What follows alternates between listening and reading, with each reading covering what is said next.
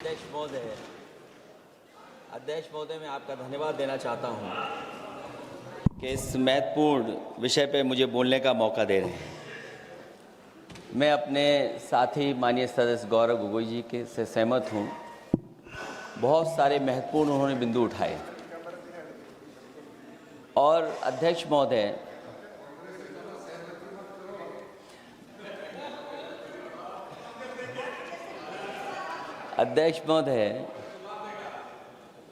मुझसे ज़्यादा मेरे रिश्ते शायद हमारे विपक्ष के लोग ज़्यादा जान रहे हैं और जितना विपक्ष के लोग नज़र रखेंगे मैं समझता हूँ उतना रिश्ते और मजबूत हो जाएंगे।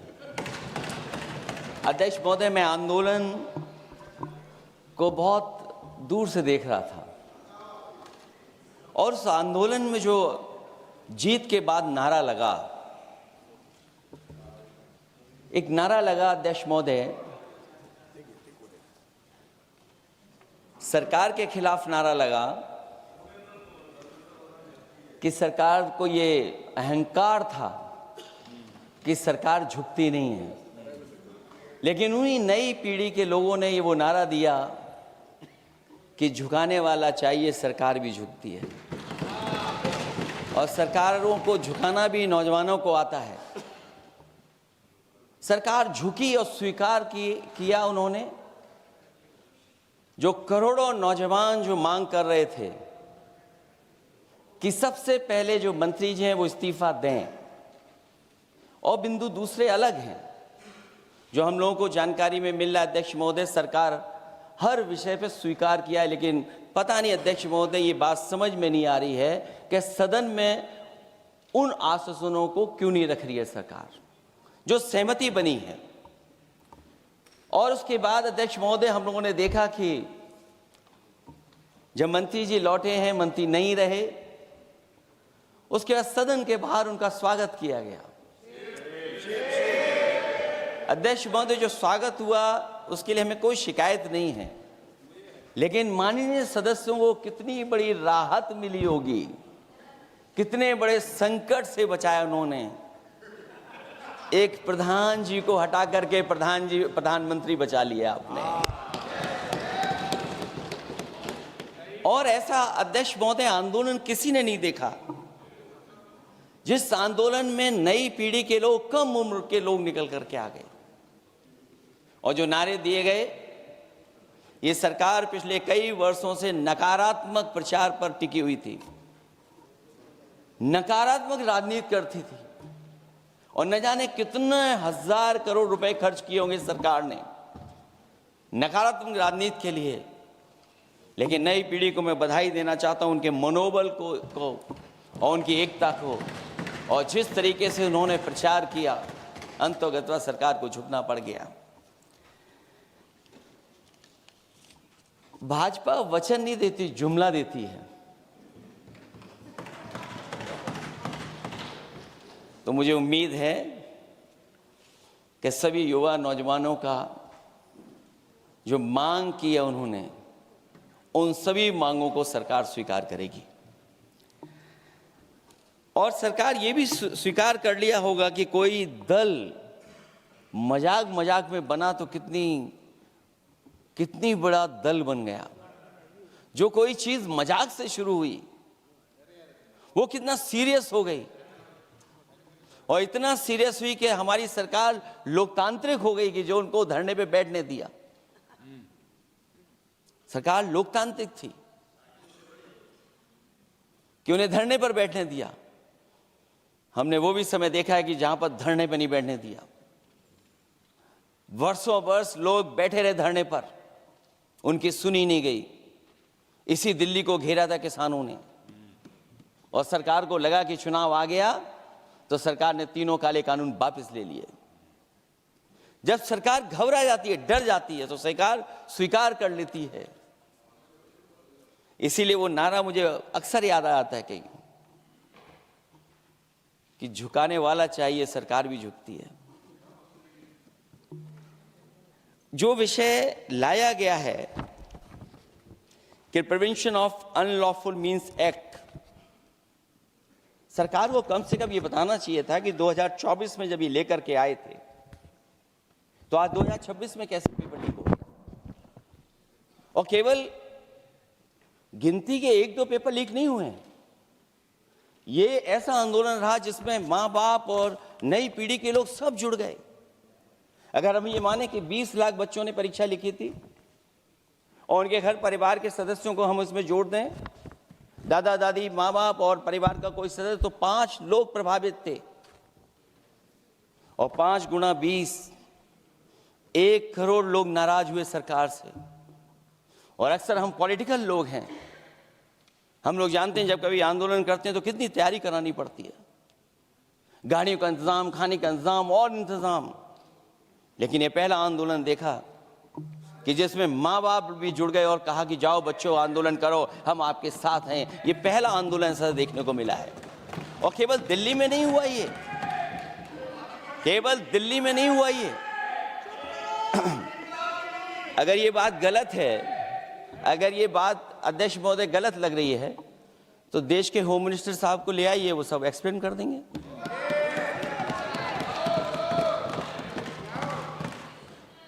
पहला आंदोलन जिसमें माँ बाप ने साथ दिया, क्योंकि परीक्षा से कितना दुखी हैं लोग। ये जो परीक्षाएं लीक हुई हैं, कई महीनों पहले ये किताब बना दी थी। और अध्यक्ष महोदय, जो लोग चढ़ावा चोरी नहीं बचा पाए, वो पेपर लीक कैसे बचा पाएंगे? जो भगवान के दरबार से दान गायब हो गया, दान चला गया, वो लोग पेपर लीक बचाएंगे? किस कानून को, जो कानून पहले बनाया उसी कानून का संशोधन करके लेकर आए? किसकी आंखों में आप धूल झोंक रहे हैं? और अगर कानून से बच रहा होता तो भाजपा की 10 साल की सरकार में 20 परीक्षाएं कैसे लीक हो गई?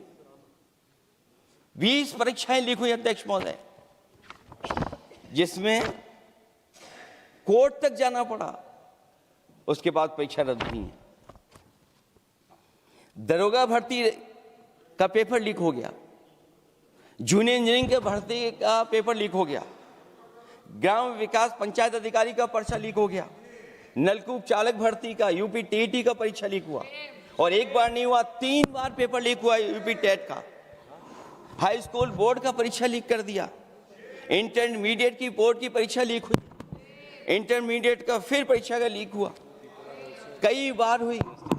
सिपाही भर्ती लीक हुई। आप सोचिए कितनी परीक्षाएं लीक हुई हैं।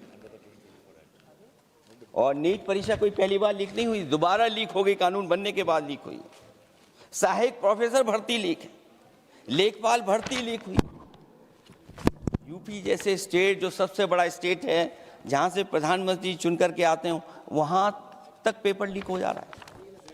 और जो संस्था परीक्षा एग्जामिनेशन करा रही है, वो एनटीए में भी आउटसोर्स कर दिया आपने। हम विपक्ष के लोगों को तो डर ये लगता है अध्यक्ष महोदय, कहीं ऐसा ना हो कि ये पूरी सरकार को आउटसोर्स कर दें।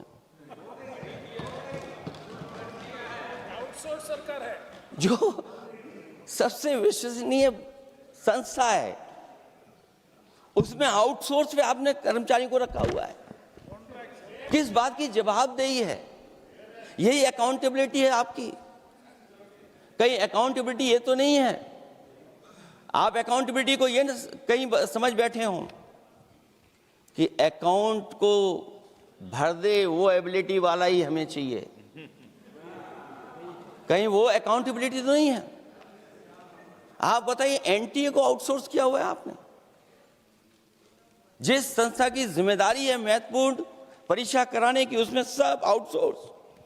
और ये सच कहा कि कांग्रेस पार्टी के हमारे सदस्य ने मांग की है कि वो हम लोगों को पता होना चाहिए आखिरकार कौन लोग थे जो आउटसोर्स होकर के बैठ करके परीक्षा में इस तरह की घोटाला कर रहे थे।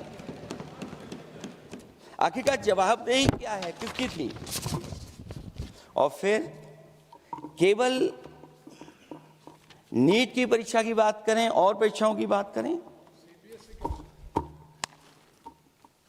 अगर हम अध्यक्ष महोदय, जब से सरकार बनी है तब से सरकार की कोशिश रही है कि शिक्षा, परीक्षा और यूनिवर्सिटी का ताना बाना पूरा ध्वस्त हो जाए, उसको एक रंगी बना दें हम,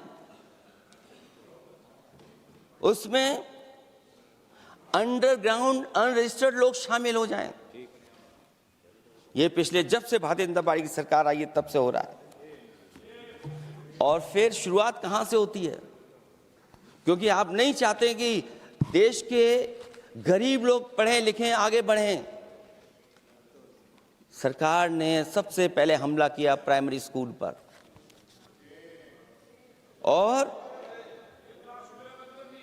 प्राइमरी स्कूल कितने बंद किए हैं आपने? जहां से बच्चे की शिक्षा की यात्रा शुरू होती है।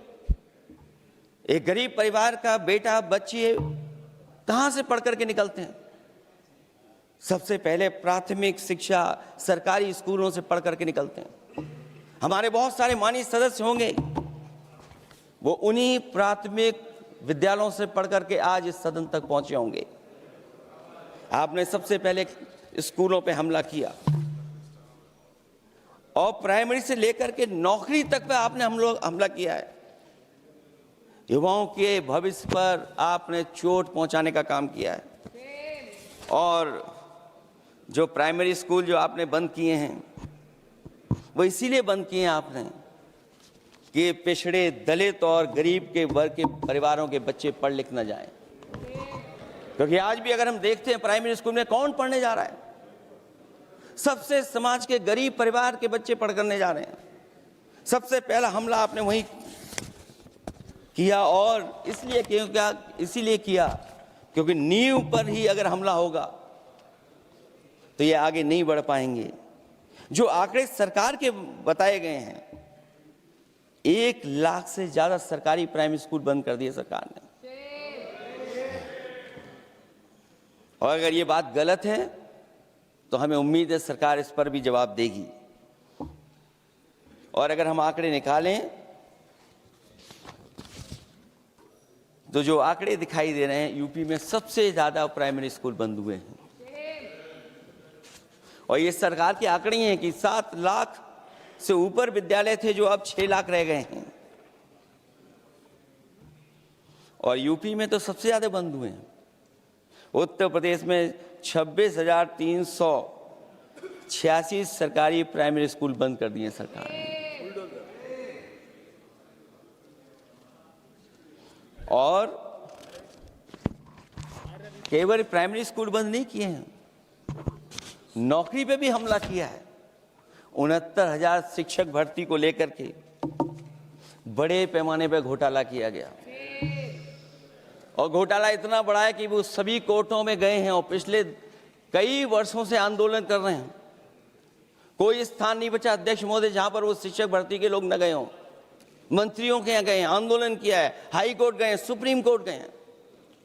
लेकिन देखिए सरकार भी कमाल की है कि सरकार उनको नौकरी नहीं देना चाहती। और इसलिए नौकरी नहीं देना चाहती है क्योंकि उन्होंने भर्ती गलत की है, और भर्ती में जिन लोगों का अधिकार छीना है वो सबसे ज़्यादा पिछड़े और दलित परिवार के बेटे, जिनका अधिकार इस सरकार ने छीना है।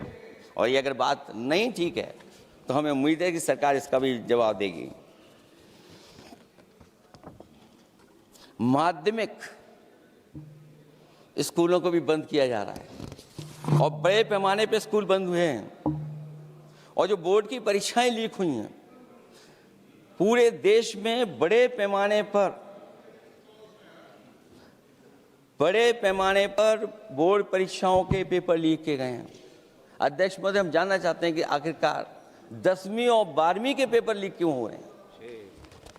10वीं और 12वीं के पेपर लीक क्यों हो रहे हैं? इसके लिए अगर कोई सरकार के पास जवाब हो तो बताएं।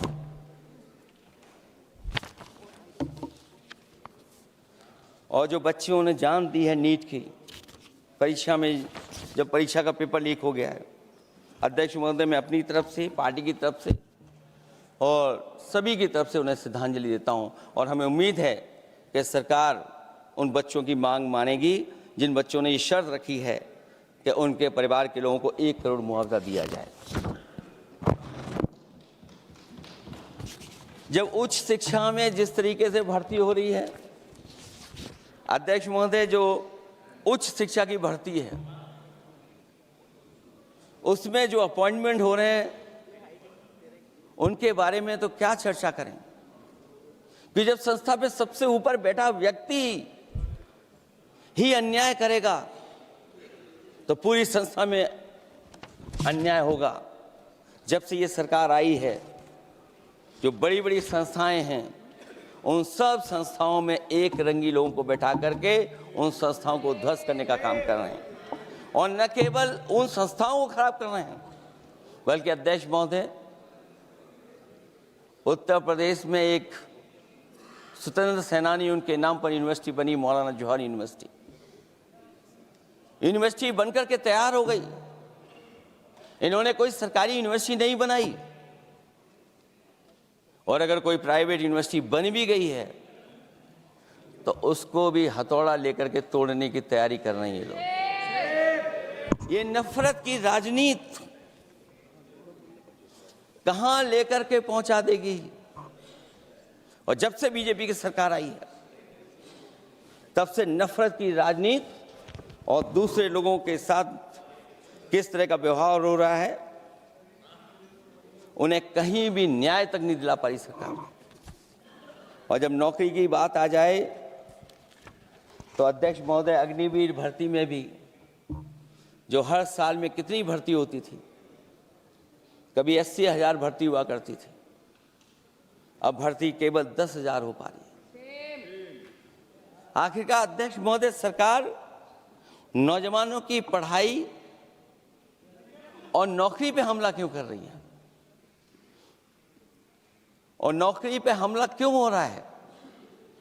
जब आप ये कहते हैं कि हमारे नौजवान हमारी डेमोग्राफिक डिविडेंड बन करके आए हैं, कहीं यही नौजवान हमारी आपदा न बन जाए, इसके बारे में भी सरकार को सोचना चाहिए। और मैं ये जरूर कहना चाहता हूं कि अध्यक्ष महोदय, अगर शिक्षा अच्छी होगी, परीक्षा सच्ची होगी, तो तरक्की भी पक्की होगी। और ये तरक्की नहीं चाहते हैं, इसीलिए शिक्षा पर और परीक्षा पर हमला कर रहे हैं। मैं इन्हीं शब्दों के साथ अध्यक्ष महोदय आपका धन्यवाद देता हूं। और जो बिल लेकर के आए हैं आप, बिल तो 24 में भी लेकर के आए थे आप, जो 24 में बिल लेकर के आए थे, उसके बाद नीट परीक्षा का पेपर लीक क्यों हो गया, ये आप बता देना मंत्री जी। आपको एक कानून बनाने के बाद दूसरा कानून बनाना पड़ रहा है, ये क्या वजह है? और आपको मंत्री जी का स्वागत इसलिए करना पड़ रहा है कि आपको संकट से बचा लिया। और अगर अखिलेश जी तो समाजवादी है। मैं पूछना चाहता हूं कि छात्रों का आंदोलन के बाद सरकार उनका बात सुन के पार्लियामेंट में बिल लेके आता है, ये अच्छा है, या जो आंदोलन होता है तो उसको कुचलने के लिए देश में इमरजेंसी लगा देता है, वो अच्छा? आप बता दीजिए।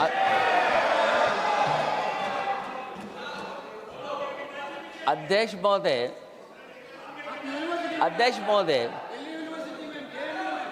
महोदय, मैं इमरजेंसी को तो नहीं देखा हूं, लेकिन इमरजेंसी में क्या क्या हुआ है वो अभी दिल्ली की राजधानी में भी देखने को मिल गया है। आंसू के गैस के गोले और लकड़ी में लगा हुआ कुछ कील का और कांटे की चीजें, उस समय करंट नहीं लगाया जाता था, इस बार करंट लगाया गया। तो ये इमरजेंसी के बराबर ही हुआ है हमला, कम नहीं है। इमरजेंसी से कम अन्याय नहीं कर रहे हैं आप लोग। और याद करिए अध्यक्ष महोदय, अगर इमरजेंसी इन्हें याद आ गई है, अगर इमरजेंसी अध्यक्ष महोदय ने याद आ गई है, तो इमरजेंसी के बाद भी परिवर्तन हुआ था, और हमें भरोसा है कि इसके बाद भी परिवर्तन होगा। और अध्यक्ष महोदय, मैं आखिरी में कहना चाहता हूं, कानून से नहीं, नियत साफ होगी तब नीट का परीक्षा साफ होगी। सवाल कानून का नहीं है, आपकी नियत साफ नहीं है। और जिस समय आपकी नियत साफ होगी तो परीक्षा भी साफ हो जाएगी। और हमारे साथी जो कुछ और बातें उठा रहे हैं, आज मौका नहीं है, लेकिन आपको भगवान भी माफ नहीं करेंगे, क्योंकि आप चढ़ावा चोरी में शामिल हुए हैं। और चढ़ावा ही नहीं, जो गुप्त दान था वो भी चोरी हुआ है, गुप्त दान। और ये पाप की श्रेणी में नहीं आता है, महापाप की श्रेणी में आता है। Akhilesh ji bill pay. और अध्यक्ष महोदय, आखिरी में मैं इतना ही कहना चाहता हूं, शिक्षा की रक्षा के लिए जो आंदोलन हुआ है वो हमेशा आंदोलन जीतेंगे। बहुत बहुत धन्यवाद, बहुत बहुत आभार प्रकट करता हूं आपका।